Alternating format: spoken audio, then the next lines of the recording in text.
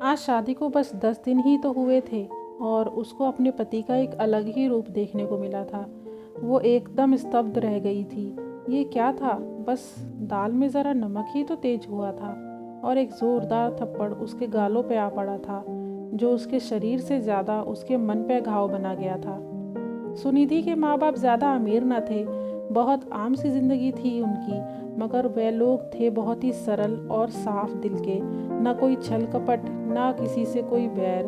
सुनिधि भी ऐसी ही थी, घर के कामों में माहिर और दिखने में भी अच्छी थी। स्कूल पूरा होने पर उसने अपने आप को घर के कामों में रचा बसा लिया था।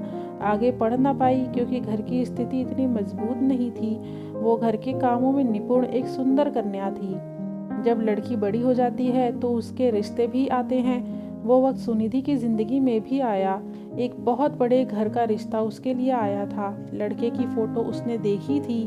वो दिखने में बहुत अच्छा था। वो तो खुशी के मारे फूले न समा रही थी। कुछ ही दिनों में लड़के के घर वाले बड़ी सी गाड़ी में आए और सगाई कर गए। साथ ही शादी की तारीख भी फाइनल कर गए। शादी इस महीने की 26 तारीख को ही थी। सब कुछ बहुत जल्दी जल्दी में हो गया।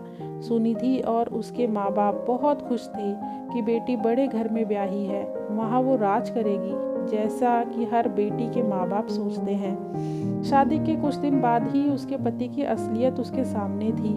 फिर तो रोज ही ऐसा होने लगा। किसी न किसी बात पे वो सुनिधि को मारता पीटता, उसके ऊपर तरह तरह के अत्याचार करता।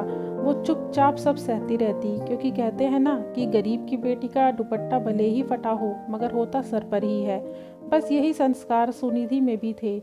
उसको अपनी और अपने माँ बाप की इज्जत बचानी थी, जग हंसाई से बचाना था, चाहे इसकी कीमत उसका आत्मसम्मान ही क्यों ना होता। वो अपने पति के सारे जुल्म बस यही सोच के सहती रही कि शायद उसके प्यार और देखभाल से उसका पत्थर दिल पिघल जाए और वो उसको अपना ले। कुछ दिन तो बस यूं ही गुजर गए। इन कुछ दिनों में उसके माँ बाप उससे मिलने भी आए, मगर उसने चोटों के निशान मेकअप से छुपाए, होठों पर नकली मुस्कान सजाई और एक हंसती खेलती गृहिणी की तस्वीर बनी उनके साथ बैठी रही, मानो जैसे कुछ हुआ ही ना हो। सच कहते हैं, एक नर्म नाजुक सी लड़की शादी के बाद कितनी मजबूत हो जाती है कि हर दुख हर परेशानी अपने अंदर समेट लेती है ताकि उसके अपने खुश रहें। मगर सुनिधि के सब्र का बांध तब टूट गया जब विशाल, उसका पति, शराब पीकर घर आया और उसके साथ एक लड़की भी थी जो उसे सहारा देकर बेडरूम तक ले गई। उस लड़की ने अर्धनग्न ड्रेस पहनी हुई थी। अब तो ये रोज ही होने लगा। विशाल के मोबाइल पर अलग अलग लड़कियों के फोन आना, उसका शराब पीना, रात रात भर घर से बाहर रहना, चाहे कुछ भी हो मगर वो उसकी ब्याहता पत्नी थी। आखिर कब तक बर्दाश्त करती। एक दिन विशाल के घर आने पर उसने पूछ ही लिया कि तुम आखिर चाहते क्या हो? मैं पत्नी हूँ तुम्हारी, और कितने रंग दिखाओगे मुझे? मैं कब तक बर्दाश्त करूँ? मैं तुम्हें यहाँ ब्याह के इसलिए नहीं लाया कि तुम मुझसे सवाल करो। वो नशे में था।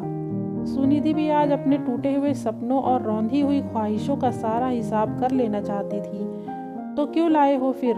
अगर तुम्हें शादी के बाद भी यही सब करना था तो क्या ज़रूरत थी मेरी? मुझे तुम्हारी ज़रूरत नहीं थी। तुम्हारी जैसी तो हज़ारों रोज़ मेरे आगे पीछे घूमती हैं, मगर मेरे घर वालों को और इस समाज को कोई चाहिए था जिसे मैं ये काले मोतियों की माला पहना सकूं। वो नशे में कुछ भी बोल रहा था। सुनिधि ने कहा, ये काले मोतियों की माला नहीं, मंगलसूत्र है। एक पतिव्रता पत्नी का अभिमान है, मगर तुमने मेरा वो अभिमान तोड़ दिया। तुमसे शादी करना मेरी मर्जी नहीं थी। मैं तो अपनी आज़ाद ज़िंदगी में बहुत खुश था, मगर मेरी मम्मी को तुम पसंद आ गई थी। तुम जैसे छोटे घर की लड़की की हैसियत नहीं होगी मेरे सामने कुछ बोलने की, और मैं अपनी लाइफ हमेशा की तरह जीऊँगा। मगर मम्मा गलत थी। जुबान तुम्हारे मुंह में भी है। विशाल ने सुनिधि को बहुत गुस्से से देखा था। वो एक पल को सक पकाई, मगर आज वो डर के चुप नहीं होना चाहती थी, क्योंकि आज बहुत हिम्मत करके उसने अपना हक मांगा था। अगर आज वो चुप हो गई तो शायद फिर कभी बोलने की हिम्मत ना जुटा पाए। सुनिधि ने कहा, ओह, तो क्या ये शादी इसलिए हुई थी कि मैं गरीब घर की लड़की आप पैसे वालों के सामने सर नहीं उठा पाऊंगी? आपके जुल्म ऐसे ही सारी उम्र सहती रहूंगी? सुनिधि की आवाज़ एकदम से तेज हो गई थी। एक जोरदार थप्पड़ विशाल ने सुनिधि के गाल पर दे मारा। खैर, ये तो रोज की बात थी सुनिधि के लिए। मगर तभी विशाल अलमारी की तरफ मुड़ा, ड्रॉर खोल के कुछ निकाला और सुनिधि की तरफ पलटा। ये क्या? उसके हाथ में पिस्तौल थी। सुनिधि डर गई, मगर फिर उसने सोचा कि ऐसी नर्क से बदतर जिंदगी जीने से अच्छा ही है कि वो मर जाए। वो खामोश खड़ी रही। तभी विशाल का फ़ोन बज उठा। उसने फ़ोन उठाया और हड़बड़ाहट में घर से बाहर निकल गया, मगर जाते जाते सुनिधि के कमरे का दरवाज़ा लॉक कर गया कि वो कहीं ना जा पाए, और साथ ही धमकी भी दे गया कि तुम्हें आकर देखता हूँ। जाने कब रोते रोते उसकी आंख लग गई। सुबह किसी के ज़ोर से दरवाज़ा खोलने पर उसकी आंख खुली तो वो हैरान रह गई।